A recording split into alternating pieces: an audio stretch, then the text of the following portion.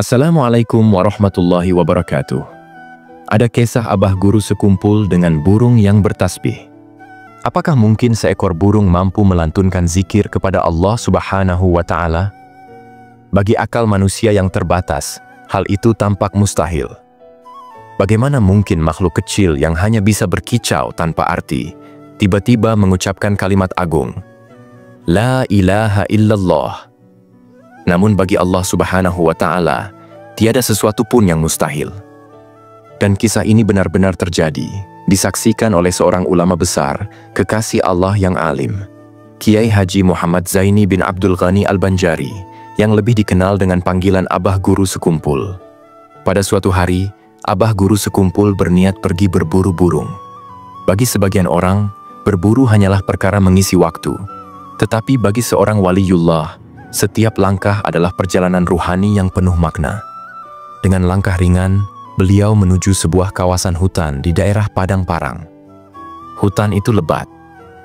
Pepohonan menjulang tinggi, daun-daunnya menebar aroma tanah basah. Suara serangga bersahutan, sesekali terdengar hewan rimba bersuara dari kejauhan. Suasana hening, namun justru dalam keheningan itu tersimpan rahasia besar. Tiba-tiba, telinga Abah Guru Sekumpul menangkap sesuatu yang aneh. Suara itu samar, lembut, tetapi berbeda dari biasanya. Semula beliau mengira itu hanyalah suara burung. Tetapi semakin lama, semakin jelas terdengar. Itu bukan kicauan biasa, itu adalah zikir. La ilaha illallah. La ilaha illallah. Nafas beliau tercekat. Getaran halus menyusup ke dada. Bagaimana mungkin suara burung bisa melafalkan kalimat tauhid dengan begitu jelas, begitu teratur, begitu indah? Abah Guru Sekumpul terdiam sejenak, lalu melangkah perlahan. Seakan suara itu memanggilnya, menuntunnya ke arah tertentu. Setiap langkah membuat gema zikir semakin keras, semakin menusuk kalbu. Hutan yang tadinya terasa sunyi kini seolah hidup. Angin berhembus membawa harum yang tak biasa. Daun-daun seakan ikut berguncang dalam irama zikir. Beliau berjalan menapaki jalan setapak, menanjak menuju sebuah desa kecil bernama Kampung Karang Tengah. Suara itu semakin jelas. Tidak ada keraguan lagi. Itu bukan ilusi, bukan khayalan. Itu nyata. Hati beliau bergetar hebat. Dalam diam, beliau bergumam, Subhanallah, inikah tanda kebesaran-Mu ya Allah? Engkau perlihatkan sesuatu yang tak mampu ditangkap oleh akal, tetapi begitu nyata bagi hati. Segera miliki buku Abah Guru Sekumpul, Intan Permata dari Martapura. Link pembelian ada di bawah ini. Akhirnya langkah beliau sampai di sebuah tempat yang penuh berkah, makam Tuan Guru Haji Abdullah Khotib. Dan disitulah mata beliau menyaksikan pemandangan yang tak akan pernah dilupakan. Puluhan bahkan ratusan burung berputar di langit. Mereka tidak berterbangan sembarangan, melainkan mengitari pusara ulama mulia itu, seolah sedang bertawaf. Dari paruh-paruh mungil mereka keluar suara yang sama. La ilaha illallah, la ilaha illallah. Bayangkan, burung-burung kecil itu bertasbih, bertahlil, memuji kebesaran Allah Subhanahu wa Ta'ala, tepat di atas makam seorang alim yang semasa hidupnya senantiasa menegakkan kalimat tauhid. Seakan alam pun bersaksi bahwa seorang kekasih Allah Subhanahu wa Ta'ala tidak pernah mati. Ruhnya tetap hidup, dimuliakan, dan seluruh makhluk turut menghormatinya.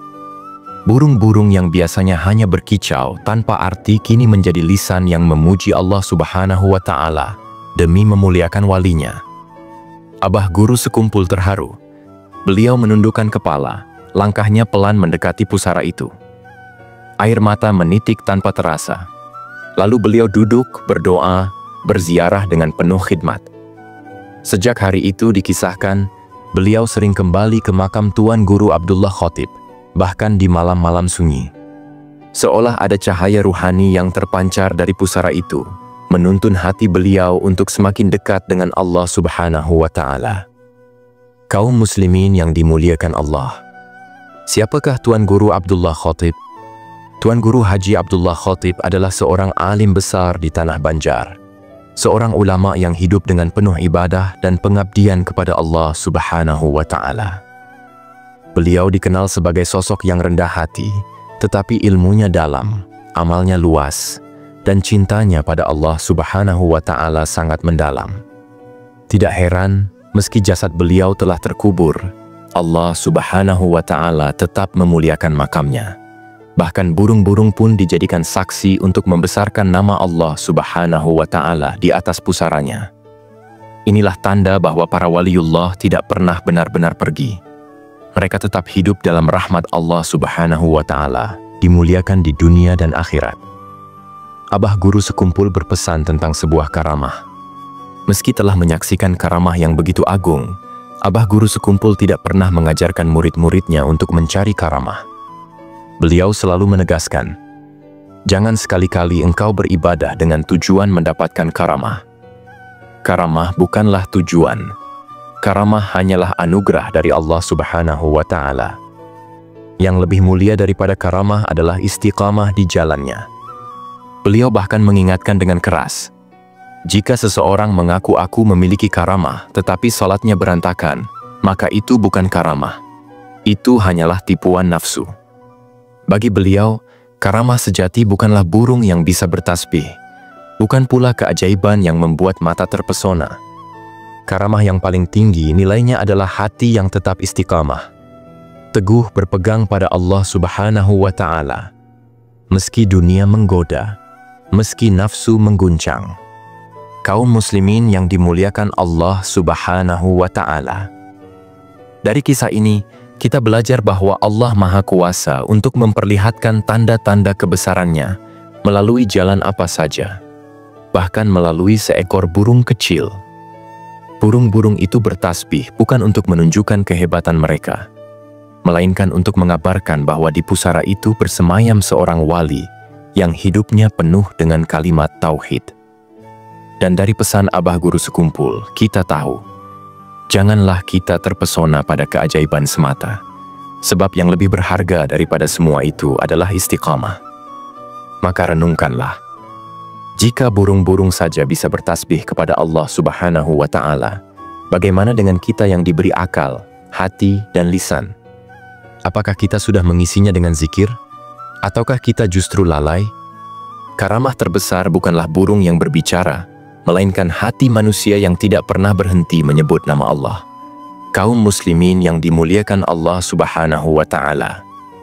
Kiai Haji Muhammad Zaini bin Abdul Ghani Al-Banjari, atau yang lebih akrab dipanggil Abah Guru Sekumpul, merupakan sosok ulama besar yang namanya harum mewangi hingga keluar batas daerah kelahirannya. Beliau dikenal sebagai seorang pendidik, mursyid, teladan umat, sekaligus tokoh karismatik yang disegani oleh berbagai kalangan. Kehadirannya di tengah masyarakat ibarat pelita yang memberikan cahaya di kegelapan. Wajahnya yang teduh, tutur katanya yang lembut, serta wibawanya yang alami menjadikan beliau sosok yang selalu dirindukan. Tidak berlebihan jika masyarakat Banjar, Kalimantan Selatan, dan bahkan umat Islam dari berbagai daerah di Nusantara menyebut beliau dengan panggilan penuh cinta dan penghormatan, Abah Guru Sekumpul. Beliau lahir pada hari Rabu, 11 Februari 1942 Masehi, bertepatan dengan 27 Muharram 1361 Hijriah, di desa Tunggul Irang, Martapura. Martapura sendiri bukanlah kota biasa. Wilayah ini sejak dahulu kala telah menjadi pusat peradaban Islam di Kalimantan Selatan, tempat lahirnya banyak ulama besar dan penyebar agama. Segera miliki buku Abah Guru Sekumpul, Intan Permata dari Martapura. Link pembelian ada di bawah ini. Udara Martapura seolah dipenuhi dengan semangat keagamaan. Masjid-masjid tua berdiri kokoh, lantunan ayat suci Al-Quran bergema sepanjang waktu, dan masyarakatnya memuliakan ilmu serta para alim ulama. Dalam suasana religius yang kental inilah, seorang bayi yang kelak menjadi ulama agung lahir ke dunia. Sejak kecil, Abah Guru Sekumpul tumbuh dalam lingkungan keluarga yang syarat nilai keislaman. Ayahnya bernama Haji Abdul Ghani, seorang yang taat beragama dan berakhlak mulia. Ibunya, Hajjah Masliyah binti Haji Mulia, adalah perempuan salehah yang penuh kasih sayang. Selain kedua orang tua, neneknya yang bernama Salbiyah juga turut andil besar dalam mendidik beliau sejak dini. Dari mereka, beliau mendapatkan pendidikan tauhid, kecintaan kepada Al-Quran, serta pembiasaan akhlak mulia. Tak heran, sejak usia belia, Abah Guru sudah memperlihatkan tanda-tanda istimewa yang jarang dijumpai pada anak-anak lain.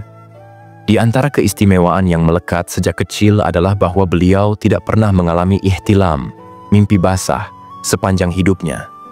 Hal ini diyakini sebagai tanda penjagaan khusus dari Allah Subhanahu wa Ta'ala, yang menandakan kesucian dan kemuliaan beliau sejak dini.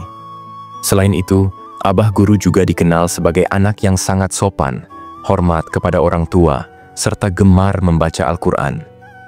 Lantunan ayat suci bukan sekadar bacaan, tetapi telah menjadi bagian dari kehidupan beliau sehari-hari. Seiring bertambahnya usia, kecintaan beliau pada ilmu agama semakin mendalam. Beliau tekun menimba ilmu dari banyak ulama terkemuka di Martapura dan sekitarnya. Dalam proses belajar, beliau tidak hanya mengejar pengetahuan secara lahiriah, tetapi juga mencari pemahaman batiniah. Hal ini menjadikan beliau sebagai pribadi yang menggabungkan syariat, tarekat, dan hakikat. Bagi Abah Guru, syariat adalah fondasi penting yang harus ditegakkan, tarekat adalah jalan untuk membersihkan hati, dan hakikat adalah inti dari perjalanan seorang hamba menuju Allah. Dengan pemahaman yang seimbang, beliau menjadi teladan bahwa Islam bukan hanya kumpulan hukum, melainkan jalan hidup yang menuntun manusia menuju kesempurnaan rohani. Banyak orang meyakini bahwa Abah Guru Sekumpul memiliki karamah. Kisah-kisah luar biasa tentang beliau tersebar luas, mulai dari kemampuannya mengetahui hal-hal yang gaib, doa-doanya yang mustajab, hingga keberkahannya yang dirasakan banyak orang.